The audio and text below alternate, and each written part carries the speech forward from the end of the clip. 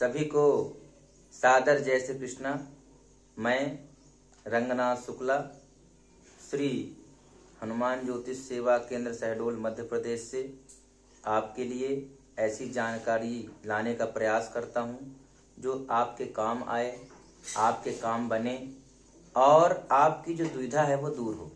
समाज में एक वर्ग है जिसको जानकारी है लेकिन वो किसी को बताना नहीं चाह रहा, और समाज में एक वर्ग है जिसके पास जानकारी है नहीं, जो जानना चाह रहा है लेकिन कोई बताने वाला नहीं है। तो पहले मैं पूजा पाठ विस्तृत रूप से यही करता था, पूजा पाठ इत्यादि करता था, जाता था और सामूहिक रूप से कार्यक्रम करता था।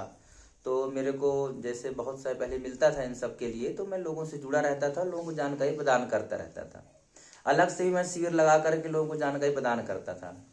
अभी मैं थोड़ा बंधन में बंध गया हूँ, क्योंकि मेरे को नौकरी इत्यादि जो है इस समय कर रहा हूँ, इसके चलते मेरे को टाइम कम मिल पाता है। तो मैंने सोचा कि क्यों ना मैं इसके साथ ही अपने जो हमारा जो कर्म है उसको मैं जीवित रखूं, और इसीलिए घर से ही मैं जो है ये सब चीज़ें करने का प्रयास करता हूं। तो घर से ही मैं जो है बैठ करके अपना समय बनाया हूं कि रोज़ शाम को 7 से जो है 10 जो है घर में ही बैठता हूं, और जो भी यजमान का जो भी काम रहता है, कोई समस्या रहती है तो मेरे को फ़ोन करते हैं, और जब वो फ़ोन करते हैं तो उनकी समस्या सुन करके ऑनलाइन ही मैं समाधान दे देता हूं। और जो भी उनको प्रश्न पूछना होता है, मुहूर्त पूछना होता है, कुंडली परामर्श चाहिए होता है, तो मैं घर से ही ऑनलाइन करता हूं, क्योंकि मैं जा नहीं पाता। मैं इस समय जो है तो नौकरी पेशा में आ चुका हूँ, शिक्षक बन चुका हूँ, तो मेरे को टाइम इतना मिल नहीं पाता। आज का विषय मैं बताना चाह रहा था, आज का विषय है पंचक। पंचक के विषय में बहुत सारा मतभेद है, शास्त्रों में स्पष्ट लिखा हुआ है, लेकिन मतभेद लोग बना रखे हैं।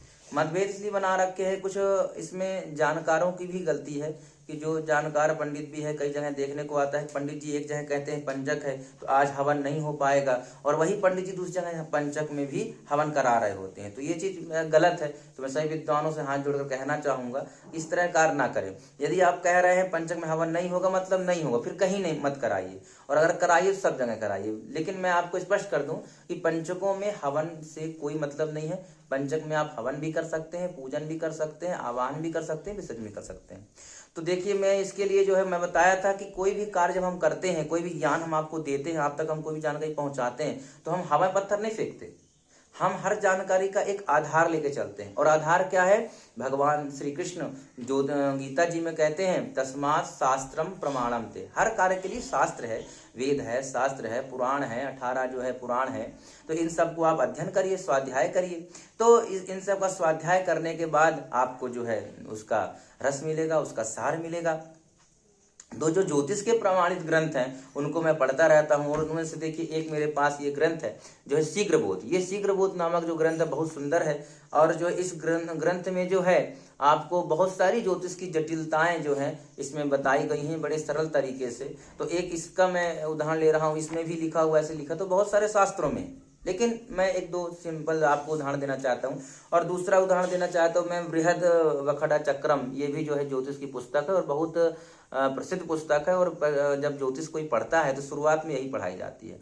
तो इसके पेज नंबर जो है 9, पेज नंबर 9 और श्लोक नंबर 23-24 में इसकी जानकारी स्पष्ट रूप से दी गई है कि पंचक में कौन से कार्य करना चाहिए और कौन से कार्य नहीं करना चाहिए। इसी प्रकार से दूसरी पुस्तक है जो शीघ्र लाभ, ये जो दूसरी पुस्तक शीघ्र बोध है, इस शीघ्र बोध में भी पेज नंबर 86 में स्पष्ट जो है उदाहरण दिया हुआ है कि पंचक में कौन सा कार्य करना चाहिए और पंचकों में कौन सा कार्य नहीं करना चाहिए। तो मैं आपको बता दूं पंचक जो है कहलाता क्या है। तो पंचक ये कहलाता है कि जो हमारे 27 नक्षत्र हैं, इन 27 नक्षत्रों में जो आखिरी के जो है 5 नक्षत्र हैं, कहां से? धनिष्ठा से प्रारंभ करके रेवती के तक जो है, तो धनिष्ठा से रेवती तक जो 5 नक्षत्र हैं, वो नक्षत्र जब चलते हैं तो उन्हीं नक्षत्रों को जब हम चलते हैं तो उनको हम कहते हैं पंचक।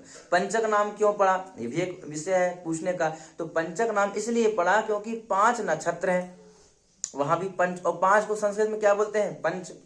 पंच अंकानी, 5 अंक है। 5 अंक मतलब 5 का यहाँ प्रधानता है कि वहां 5 जो है ही जो है नक्षत्र हैं पंचक के, धनिष्ठा से लेकर रेवती तक।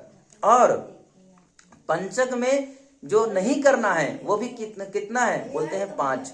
मतलब 5 कार्य आपको पंचक में नहीं करने हैं। कौन से 5 काम नहीं करने हैं उसके बारे में चर्चा हो रही है।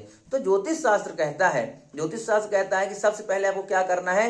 ये देखिए, ये आपकी पुस्तक है बृहद्बकढ़ा चक्रम, और इसके पेज नंबर 9 में और श्लोक नंबर 23 और 24 में पूरी जानकारी दी हुई है। तो यहाँ पे लिखा हुआ है क्या क्या नहीं करना है। तो इसमें लिखा हुआ है कि याम्यादिगमनम मतलब याम में कहते हैं दक्षिण दिशा को, तो यह दक्षिण दिशा की यात्रा नहीं करना चाहिए, है ना। और इसको थोड़ा बदल के लिख दिया है, इसमें लिखा है त्याज्या दक्षिण दिग यात्रा। लेकिन बात कहने की वही है, लेखकों ने अपने अपने जो है ज्ञान को जो है बिखेरा है, अपने अपने तरीके से लिखा है। लेकिन जो है लिखने का जो पर्पज है वही है कि इस यहाँ पे लिखा है कि सबसे पहले त्याज्या दक्षिण दिग यात्रा। आप कहीं भी अगर जा रहे हो, आप शादी के लिए, शगुन के लिए, बच्चे को लेके, कोई अच्छे काम से, नौकरी चाकरी के काम से, तो आप प्रयास करें कि पंचक यदि लगा है तो दक्षिण दिशा की तरफ आप यात्रा ना करें, रुक जाए, दूसरे दिन चले जाएं।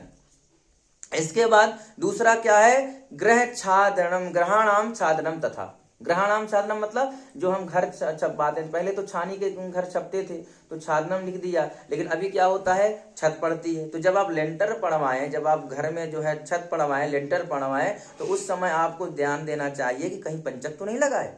और पंचक कैसे पता चलेगा आपको जो कैलेंडर है उसमें पंचक लिखा रहता है, उसमें लिखा रहता है कब से कब तक पंचक है। मैं क्या बोलता हूँ, ज्यादा से ज्यादा चीजों को आप जाने अपने धर्म के बारे में, तो आपको खुद जब नॉलेज होगा तो आपको किसी से पूछना नहीं पड़ेगा। और आपको जब अपने खुद का नॉलेज होगा धर्म का, तो आप खुद भी जागरूक हो गए और 2-4 लोगों को और भी आप जागरूक करोगे। बस यही है मेरी दक्षिणा, ये पूरी यही है कि आप जो है जो ज्ञान मैं आप तक पहुंचा रहा हूँ वो 4 लोगों तक और पहुंचाए, और सही जानकारी पहुंचे, सही से कार्य हो, धन विरुद्ध कार्य ना हो, धर्म संगत कार्य हो। बस यही मेरा जो है सबसे विनती है।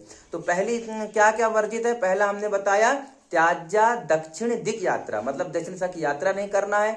दूसरा क्या वर्जित है, ग्रहाणाम छादनम तथा, ग्रह नहीं छाना मतलब लेंटर नहीं डालना है, छत नहीं डालना है। तीसरा का स्तंभोच्छायम, स्तंभ किसके लिए कहते हैं, स्तंभ कहते हैं खंबे के लिए, खंभा गाड़ते हैं ना, तो पंचक में खंभा गाड़ने इत्यादि का कार्य नहीं करना चाहिए। इसके बाद प्रेत दाहम।